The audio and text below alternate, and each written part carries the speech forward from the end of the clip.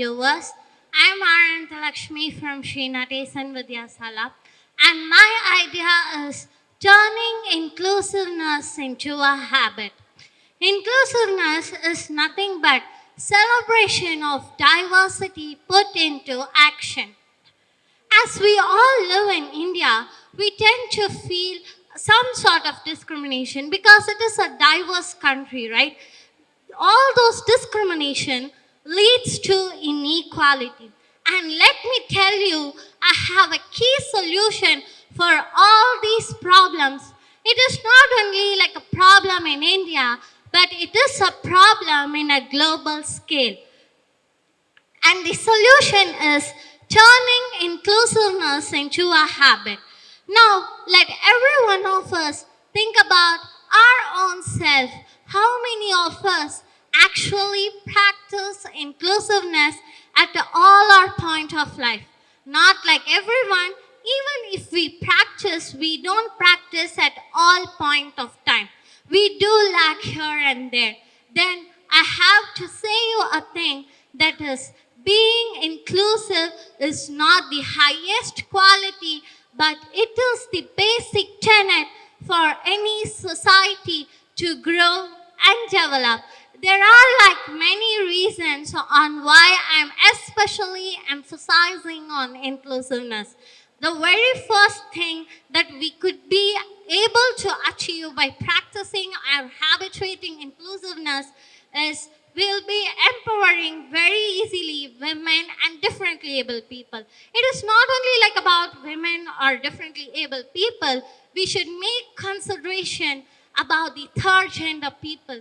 We don't even think about them. Even if we think about them, none of us accept them as our friends.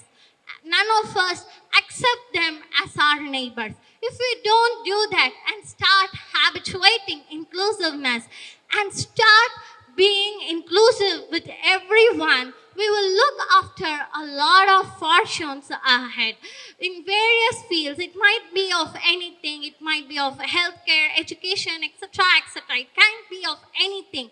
The very next thing is we would be able to reduce crime rates and drug abuse rates. I don't want to give any sort of inputs about drug abuses because we had a lot on that presentation.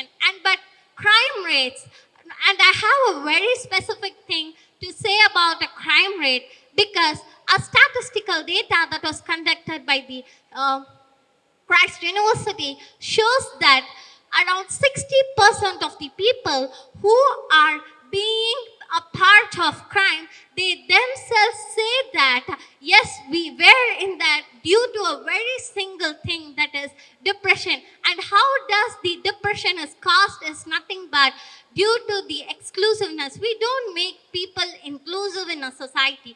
We don't include people. This leads to a lot of crimes. This leads a lot of young people to get into drugs and various sort of things.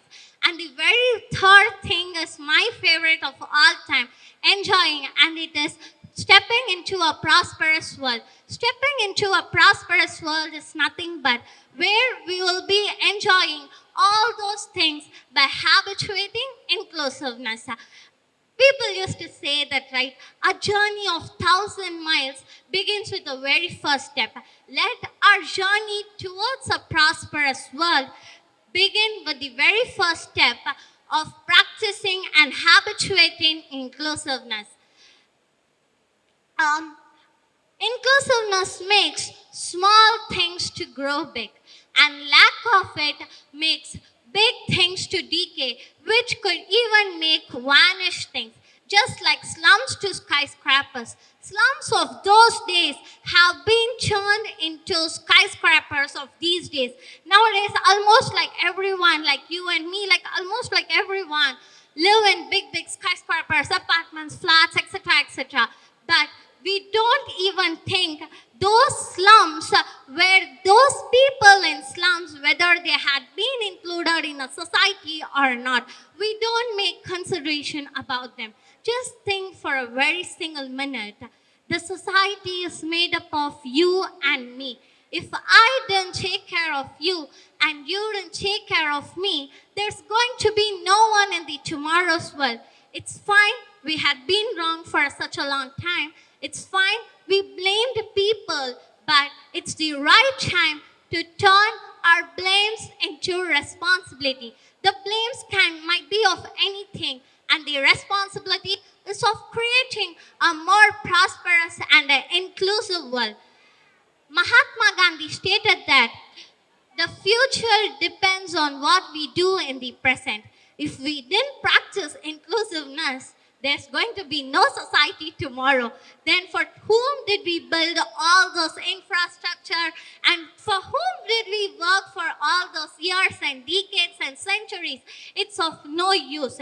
So let us all practice inclusiveness. A more equitable world is a more prosperous world. Just like that, a more inclusive world is a more prosperous world. A very special thanks to the TEDed and the Young Indians team for giving me the special opportunity, and to my audience who had been listening for such a long minute. And I have collected some of those data from Pinterest and Google, and thank you a lot.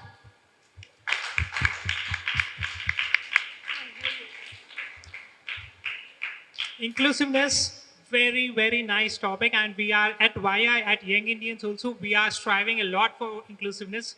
People with disabilities, people with different opinions, all kinds of people. So inclusive growth is what the world needs, not just India or Bharat, right? The world needs inclusive growth, and it is because of that there is war, there is many other things. So the topic is so relevant, especially in a war zone world that we are living today. Very well addressed. Good job. So before you go, I just want to know, what is one thing you would like to change in this world with your own actions? What is one thing you want to change in the world? What is the change that you want to create in the world with your own actions? Discrimination. Discrimination. I don't want people to judge. We say, right, don't judge a book by its cover. Just like that, I don't want people to judge. It's Okay. fine we are being on our own self. It's fine people are being on their own natural ways. How's your experience with the program so far? Yeah, it was like a very great learning process. Out of the 6 weeks, I was like able to attend only 4 weeks, but still I got the inputs through the recorded videos, and I have learned how to express a public speaking, and I have learned a lot of specifically working on the feedbacks like exploration fourth, Right. and yeah, I have learned a lot. Super. Thank you so much. Thanks so Good much. job.